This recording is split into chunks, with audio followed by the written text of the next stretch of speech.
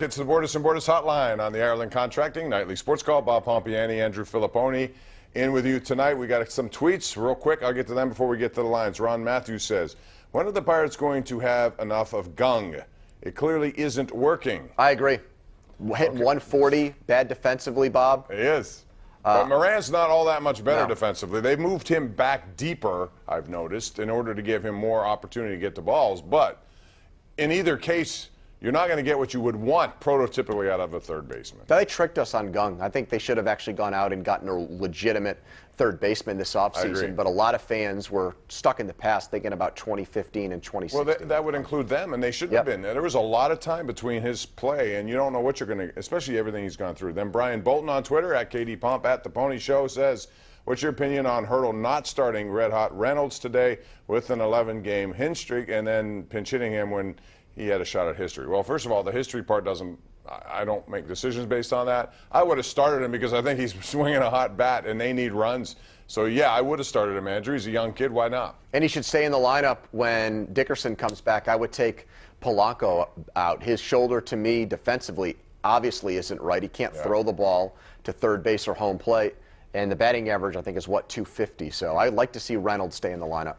Let's go to Mike in Breezewood. Hey, Mike, what's going on tonight? Good evening. Hey, just wondering, who's in charge of last week during Clint Hurdle's press conference? He was asked about Josh Bell and the throw that he made to second base. It was horrible. They was asking about his footwork and all that stuff. They said they work with him on that every day. My question is, who is the guy that works with him on that every day? Because that guy has worse footwork than a little leaguer at first base. It's ridiculous. He doesn't even throw back to the pitcher correctly. Well, the throwing issue is an issue. There's no question about that. As far as the footwork, I saw this weekend a lot of scoops he made at first base, and I thought I saw better foot. I'm not sure who specifically does that, Andrew. Do you have any idea which one I would think coaches? in spring it would be Kevin Young who gets hands-on with first baseman. But right now, though, I mean, I don't think they have time to do infield drills when they're playing every day. Well, but they go. Somebody's got to be working with him to do something out there. In my time here, he's the worst defensive first baseman I've Oh, seen. wait a minute. It's Pedro Alvarez you're going to. I think Pedro's better than him.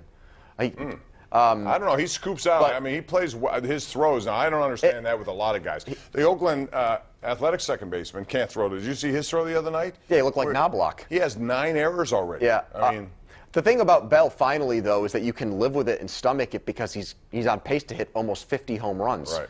And the problem last year was that he was a bad defensive first baseman who hit only 12 home runs for the entire year. Line 2 we go. It's Waylon in Washington. Hey, Waylon. Hey, Bob. Hi, Andy. Hi, how you guys? Hey, man. Andy. Hey, now check this out. I really agree with what you're saying about the Pirates. However, I'm going to the golf tour, which no one wants to talk about, and here's my thing, and I'm not negative or critical, and I do like the Europeans, but every 10 words was about Rory, and this young guy came up and won the tournament. Any thoughts? It's just the way it is. When Tiger's in the field, it's all about Tiger. And it should be because he's the guy who everyone wants to talk about. Listen, Max Homa hadn't done anything. People didn't know who he was. When you're in a television business, you're not going to gravitate unless he becomes a player in a tournament. And he did this weekend. And so by playing in the final group, obviously he's going to get his share of it. But when Rory McIlroy's in the same, and guys like Ricky Fowler and everyone in that category, that's who people want to see, like it or not.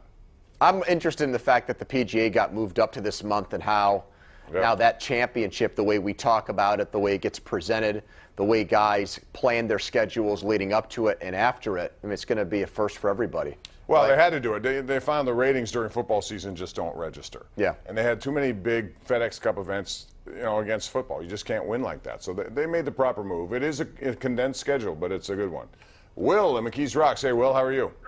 Hey, guys, how are you this evening? Hi, Will. What's up? Oh, not much. I wanted to ask you all, with pretty much half of the pitching starting rotation on the injured list, and if they think that they can fix this from internally, I think they're delusional. Why won't they go out for Dallas Keuchel or somebody out there available? It's funny. We were just talking about that before the show. Not on him, but Kimbrel also. Yeah, Will, that's a good point. I mean, I don't understand why this guy's just sitting around. I know his asking price is fairly high. Not only that, but right now he's tied to a first-round pick. If you sign him because of the qualifying offer situation, you're going to cough up your first-round pick, and the Pirates are loath to do that. You have to wait until after the but draft. there's got to be some team out there that is I struggling agree. right now that needs pitching help. Short supply, you think somebody would jump at it. What I don't get is Keller's 23 years old. I know he doesn't have a lot of AAA starts, but to me that beats the alternative of Steven Brault. We've been there, done that before. And Kingham had an ERA of 5 as a starting pitcher. You're in it. You know, the season's not over in the first week of May. You know, they called up Garrett Cole, late May for his first start? I mean, it's not like the first week of the season. Give the guy a chance and see if he can pitch at this level. Well, he's an option, and he's down there. He's number 1 rated prospect in their system pitching-wise, and so I would agree with that. But apparently they're not. You want to put Fanny's in the seats the next couple of games. Have him pitch Tuesday night. I'd like to see that. Bring Mark Keller up. in Bethel Park. What's up, Mark? How are you? Welcome to the Sports Call. Good. Thanks, Bob. Good. Thanks for taking my call. The previous caller sort of took my comment or question. I was saying why the Pirates don't go out and get Dallas Keuchel or that reliever Kimbrough that used to be for the Red Sox or Indians. And my question is, even if Bob Nutting didn't want to pay these guys long term, which I would, but even at the trading deadline, whether you would trade both of them or one of them to a contending team, wouldn't you be able to get good prospects? And I'm going to hang up and listen to. Well, those guys want long-term deals. So unless you pay way through the nose for now, 130 games, right, it's not going to happen. To me, if you're going to make a big move and you're the Pirates, Bob, I'd rather trade for another bat than an arm. I know they're going to have to make things work without Tyone. They need help, but their need offensively, no doubt. Yes, they need a corner. I really think they need a third baseman now because the Gung experiment to me has gone up in smoke in a big way for them. What about Brian Hayes? He's their top That's prospect. another at option. third. Why not? I mean, they bring these guys along with kid gloves, and then I watch Acuna in Atlanta last year. I watched Soto in Washington. Guys come up in their early 20s and can make an impression. And I don't know why they wouldn't they've given Tucker the chance.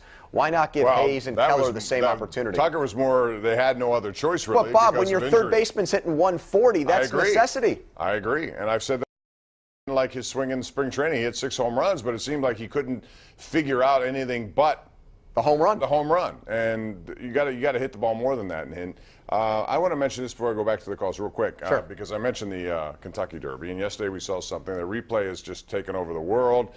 Number one, I didn't like what happened yesterday for 2 reasons. If you're going to do it, 22 minutes is way too long. Agreed. But more than that, there was nobody in an official capacity who saw anything wrong with it. It was a complaint that was levied by a couple of horses back, not the horses, the jockeys of the horses. Andrew, does it take that to get their attention? If you're in charge of monitoring this as an official and you don't see anything wrong, who's to say you then should just listen to somebody who has a complaint? Because they all will have complaints.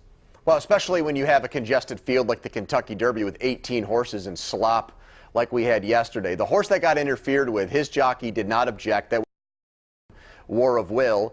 And the stewards, as they call them, these officials, if they see something they don't like, they are allowed to review it right away.